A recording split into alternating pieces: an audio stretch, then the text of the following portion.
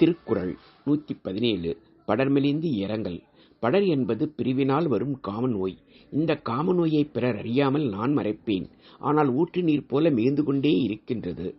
இக்காமநோயைப் பிறர் அறியாமல் முற்றிலும் மறைக்கவும் முடியவில்லை.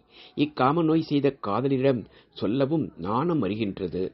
இக்காமநோயின் துன்பம் காவடியைப் போல் உள்ளது. காவடித்தண்டின் ஒரு பக்கம் காமநோயும் மறுபக்கம் நாணமும் தொங்குகின்றன.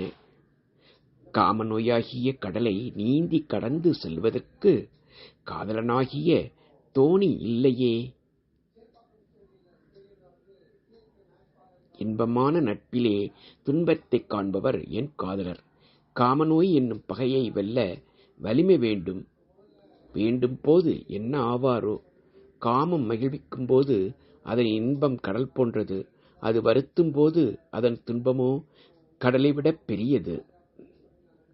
காமம் என்னும் வெள்ளத்தை நீந்தியும் அதன் கரையை நான் காணவில்லை. நள்ளிரவிலும் நான் தனியே தவிக்கின்றேன். இந்த இரவு எல்லா உயிரையும் தூங்கச் செய்துவிட்டு துணையில்லாமல் இருக்கிறது. நானும் இரவும் ஒன்றே. பிரிந்து வாழ்கின்ற இந்த நாட்களில் நெடுநேரம் உடையதாய் கழிகின்றது ராக்காலங்கள். பிரிந்த காதலின் கொடுமையை விட கொடுமையானது இது.